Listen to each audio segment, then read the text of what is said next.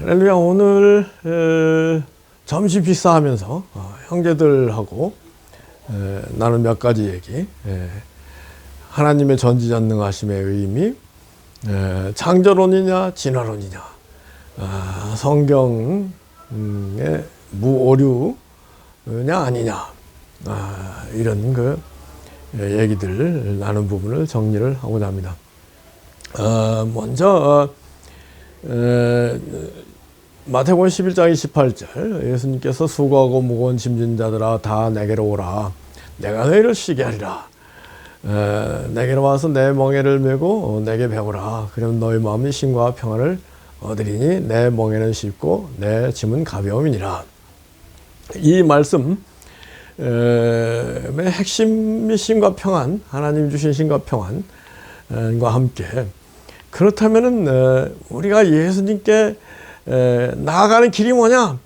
수고하고 무거운 짐진 자들아 다 내게로 오라. 어떻게 예수님께 가느냐? 과연 예수님의 멍에 예수님의 짐은 무엇냐? 이런 걸 한번 정리를 해봤거든요. 첫째는 우리가 예수님께 갈 때, 그리고 가서 또 예수님의 멍에와 예수님의 짐을 질 때, 수고하고 무거운, 인생의 수고하고 무거운 짐, 세상의 수고하고 무거운 짐에서 벗어나고 쉼과 평안을 얻는다. 할렐루야. 안 그렇습니까? 그 첫째는 여기에서 얘기하는 그 수고하고 무거운 짐이라는 것은 사탄 마귀가 우리에게 둘러씌운 짐 멍에, 어떤 짐 욕심 가운데 잘난 체하고 돈 많이 벌고 높은 자리에 올라가고 막 그 허세 부리고 이런 그 욕망이 들끓는 존재거든요. 뭐 이성적인 적용은 또 말할 것도 없고 이게 사람을 정말 괴롭게 고통스럽게 만들고 힘들게 만드는 거 아니겠습니까? 잘난 체 한번 해보고 높은 자리에 올라가고 돈 쓰고 싶으면 벌고, 그 쉬운 일이겠습니까? 다 되는 일이겠습니까? 그거를 아등바등 따라가느라고 인생이 피곤한 거죠. 힘든 거죠. 근데 예수님께 나아가는 길, 기도하면서 성경을 읽어야 돼요. 성령의 감동 가운데 복음서를 통해서 예수님을 만나야 돼요. 결론적으로 제가 만난 예수님, 복음서에 예수님께 나아갔더니 예수님의 세계는 이 세상의 가치관하고 완전히 다른 가치관. 절대로 첫째는 섬기는 사람이 행복한 것이다. 섬기는 사람이 참으로 높은 것이다.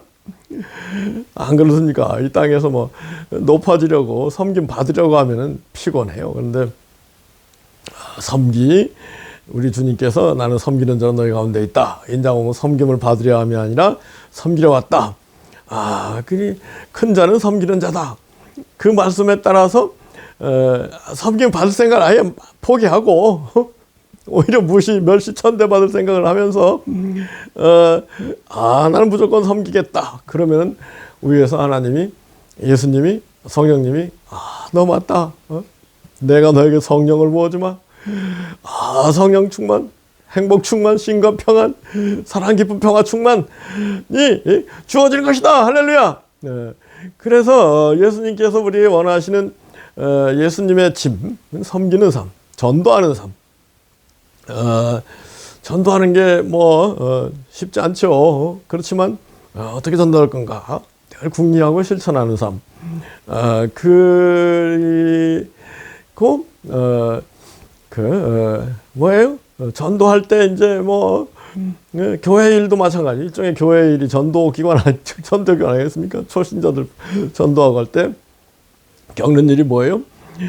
반발, 배은망덕, 원수짓 하는 사람들을 만난단 말이에요. 그럴 때 내가 하나님 원수였는데 하나님이 나를 불쌍히 여기셔가지고 예수님을 보내서 하나님과 나의 가로막힌 죄의 모든 문제를 청산하셨으니 우리가 원수도 사랑하는 게 마땅하다. 더군다나 너희들 사랑하는 사람 사랑하는 건 당연하지, 뭘 그걸 대단한 걸 생각해? 원수까지 사랑해야 나에게 상이 있다. 할렐루야. 원수를 사랑하는 마음, 섬기는 마음, 이것이 예수님의 가르침, 예수님을 만난 사람입니다. 그러면 원수도 사랑하고, 미워하는 자 선대하고, 저주하는 자 축복하고, 모욕하는 자 기도하는 그런 그 삶, 무조건 아래에서 낮은 마음 섬기려는 삶, 그게 천국을 누리는 길이다. 거기에 천국이 있다. 할렐루야. 그 사람 참으로 높은 사람이다. 이걸 깨닫고 실천하면은 신과 평안이 늘 있죠. 할렐루야. 이게 거꾸로 신앙생활을 하니까 거꾸로 신과 평안 대신에 근심 걱정 고통 있는 거 아닐까요? 그 다음에 이제 대화를 나누는 게 창조론이냐 진화론이냐. 우선 창조론 관련해서 내가 가지고 있는 의문은 창세기 1장 보면은 하나님이 천지를 창조하셨는데 첫날 빛을 만드셨다. 그런데 하루가 지나고 낮이 지나고 밤이 지났다. 그리고 나서 이제 나흘째 해와 달을 만드신 걸로 되어 있단 말이에요. 난 이거 앞뒤가 안 맞는 걸로 생각한다. 해와 달이 없이 지구가 도는 일 없이 낮이 있고 밤이 하루가 가겠습니까? 이게 굉장히 하나의 신화적인 제시이지. 그 밖에도 노아 홍수 때 그 고고학적인 지구학적인 그 증명이 없다는 거예요. 전 지구적인 그런 홍수가 있었다는, 그 중동 지방에 그런 큰 홍수가 있었다 이런 기록들은 좀 있지만은 전 지구적인 홍수가 있어가지고 뭐죠? 그 육지에 있는 생명체가 다 죽었다. 그런 뜻이, 하여튼 저는, 일종의 신화라고 생각한다. 그래서 요컨대, 그러면 창조와 진화에 관해서 당신은 어떤 입장이냐? 나는 절대로, 과학적이고 객관적인 그 입장에서, 이런 과학자들이 발견 내지는 이렇게 주장하는 이론들을, 가설들을 무조건 무시하는 건 옳지 않다. 나는 그렇게 생각한다. 빅뱅이 있고, 그래서 우주에 성간물, 수소 이런 게 해서 폭발하고 그러면서 천체 항성, 행성, 위성이 생기고, 그러면서 어마어마한 가운데 바이러스가 생기고 박테리아가 생기고 그런 거 이제 사람이 생긴 것이다. 무궁무진한 세월을 하면서 사람이 나타난 것이다. 근데 이게 우연이 된 건 아니고 그 배후에 하나님의 섭리, 하나님의 진리가 있는 것이다. 그러면 하나님의 진리, 하나님의 섭리가 우주 만물 인간 삼라망상을 창조한 것이다. 난 그렇게 믿는다. 그렇지만은 창세기에 나오는 그런 신화 같은 창조론은 잘 안 믿는다. 그러니까 어떤 의사 분이 그래요. 어떻게 진화론도 나름대로 종류의 중간종이 없다는 여러 가지 맹점이 있고, 진화론자들도 자꾸 그걸 보완하려는 새로운 얘기들을 하는데, 난 창조론도 맞을 수 있다고 생각한다. 굳이 논쟁하고 싶진 않다. 그렇지만은, 갈릴레오가 지동설을 얘기했을 때, 그러면은 완전히 모든 게 무너지는 걸로 생각해서 갈릴레오를 재판하고 죽이려고 했던 그 카톨릭의 오류를, 우리가 그 과학자들의 발견을, 진화론적인 발견을 완전히 무시해버리면 또 그런 오류가 범한 것이 드러날 수도 있다. 그런 입장이다 하는 거죠. 그 다음에 이제 성경의 무오류성, 하나님의 전지전능하심 에 관해서, 하나님이 전지전능하시기 때문에 논리적으로 하나님이 모든 걸 아시기 때문에 어떤 사람은 처음부터 천국 갈 사람, 어떤 사람은 지옥 갈 사람을 처음부터 만드셨다. 이게 이중예정론이죠. 그러니 하나님이 전지전능하기 때문에 하나님 죄도 짓도록 만드셨다. 그런 하나님의 전지전능은 나는 믿지 않는다. 그건 결국은 사람이 다 잘못하고 죄짓고 불행을 초래하고 하나님의 전지전능하심에 그 책임을 추구하는 그런 아주 나쁜 사악한 이론일 수 있다는 게 제 생각이거든요. 그럼 뭐냐 그럼 당신은? 저는 하나님의 전지전능하심이라는 것은 그런 하나님이 악을 행할 수 있다. 하나님이 전지전능하시면 하나님이 악도 행할 수 있다는 얘기가 되는 거 아니었어요? 그런 전지전능하심이 아니다. 그럼 뭐냐? 하나님 절대로 악을 행할 수 없다. 단지 하나님께서 인간에게 자유의지를 주시고 그 플랜 A, 플랜 B를 다 가지고 계시고 인간이 죄를 범하지 않았을 때는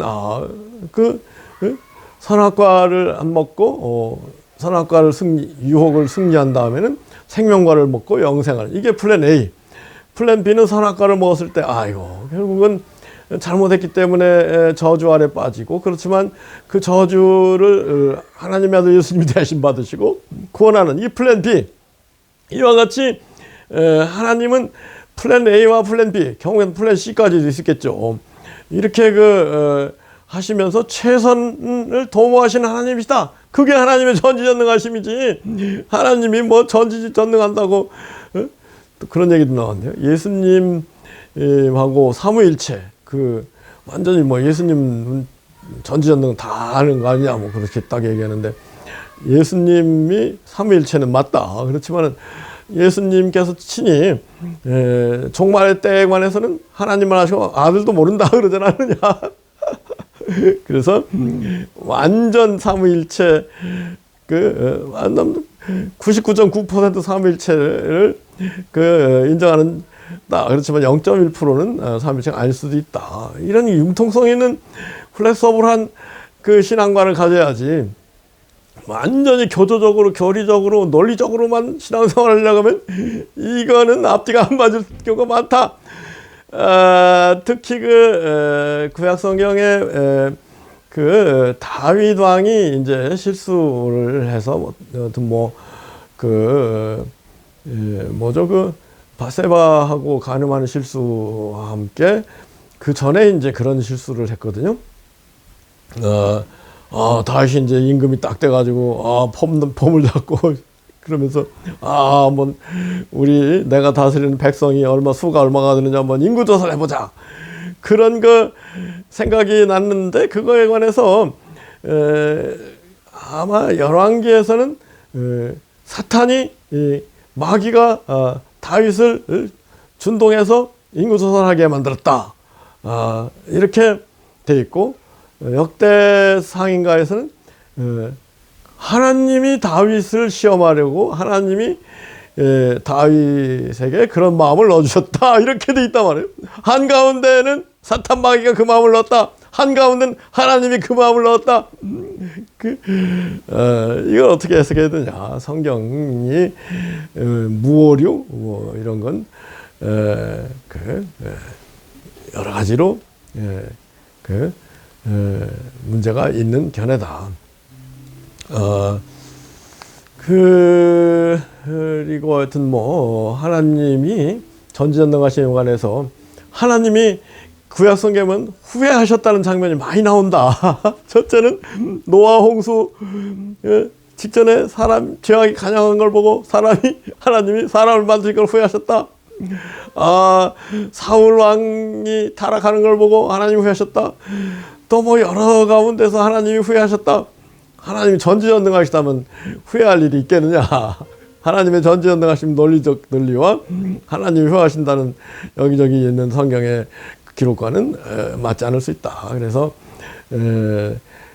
성경 무오류설의 한계, 성경이 되게 진리를 진실대로 기록을 했겠죠. 그렇지만은 사람을 통해서 기록이 됐기 때문에 불완전한 측면이 있고, 불완전한 점을 감안해서 성경을 읽어야지, 논리적으로 문자적으로 성경은 100% 사실 진리다, 이 외에 얘기하지 말아라, 이거는 완전히 꼴통, 얘기다. 그런 얘기를 한참 하면서 점심 식사를 맛있게 했네요. 결론적으로 어디까지 성경이 진실이고 어디까지 오류냐. 성경의 진실이 대부분이죠. 일부 오류가 있는 걸 그걸 막 억지로 그것도 오류 아니다 이렇게 얘기하는 건 저는 좀 생각을 달리한다. 솔직한명하게 성경에 이런저런 앞뒤가 안 맞는 얘기가 있을 수 있다. 하나님의 전지전능하심, 그걸 논리적으로 적용하는 건 난 반대다. 하나님은 늘 최선을 도모하시는 측면에서 전지전능하신 것이지, 하나님이 죄를 만드시고 악도 하도록 하고, 하나님이 어떤 사람은 지옥 가도록 처음부터 만드시고 이러신 분은 아니다. 그래서 우리가 신앙생활 하는데 늘 좀 더 유연성을 가지고 신앙생활을 해야 되겠다. 나는 원래 불교 신자였다가 성경 창세기를 읽으니까 이게 무슨 성경이야? 이게 신화지. 신약 성경을 읽으니까 이거 뭐 이렇게 황당무계하니까 이래 있어. 그러던 입장에서 진지하게 고민하고 연구하고 그리고 나서 이게 성경이 가르침이 진리구나. 이러이러한 점에서 다 이해가 되는 깨달아지는구나. 그래서 내가 기독교인이 된 것이다. 반대로 모태신앙 또는 꼴통 보수 개혁주의 루터 칼빈 거기에 사로잡힌 사람들 얘기하고 저하고는 얘기 안 통할 수 있지만은 완전히 불신자들하고는 내가 얘기할 게 있는 거 아니냐 그런 얘기를 했습니다. 그럼 나가서 나도 여러 가지 궁금한 일들이 많이 있다. 큐리아시티. 특히 오늘 얘기한 거는 요한복음 1장에 보면 예수님께서 빌립인 나다나엘을 데려오지 않습니까? 나다나엘하고 대화하면서 나다나엘한테 당신 참 이스라엘 사람이고 그 속에 간사한 것이 없네요. 그러니까 어떻게 나를 아십니까? 그러니까 무화과 나무 아래 있을 때 내가 당신을 보았어. 그러니까 주님이십니다. 그리스도십니다. 나다나엘 신앙 고백하고 믿게 되고 그런 장면이 나오잖아요. 그럴 때 이제 제 생각은 예수님이 천리안을 가지고 있어서 나다나엘이 무화과 나무 아래에서 기도하는, 진지하게 기도하는 그런 기도 안 했을까요? 예수님 오늘 메시아를 만나러 메시아가 왔다고 그러는데 잘 깨달을 수도 알아볼 수 있도록 해주세요. 그런 기도를, 경건한 기도를 했을 수도 있다는 게 제 짐작인데 100% 맞느냐, 이걸 한번 예수님을 만나서 확인해 보고 싶다. 이런 여러 가지 호기심들이 성경 안에서도 내가 가지고 있는 호기심들이 많이 있다. 이런 호기심들 때문에 빨리 예수님을 만나고 싶다. 이게 내 입장이다. 그런 얘기를 했습니다만 우리가 좀 더 결론적으로 또 이 성경 해석의 문제는 이게 사회과학적인 얘기지 자연과학적인 검증하는 그런 건 아닐 수 있다. 사회과학이라는 건 늘 A설, B설, C설, 적극설, 소극설, 중립설, 통설, 다수설 이런 게 다 법학이 특히 그렇다. 그래서 성경 해석도 일종의 사회과학이기 때문에 A설, B설, C설이 다 있을 수 있다. 그랬을 때 A설만 무조건 맞고 B설, C설 주장하는 건 이거만 이단 화형시켜라. 이게 말이 되게 안 되는 얘기다. 서로 그럴 수도 있다는 전제하에서 그러면서 진지하게 어느 쪽이 더 하나님 뜻에 가까운가 이것을 고민하고 기도하고 정리하고 이러한 작업이 바로 조직신학의 할 일이라고 할까요?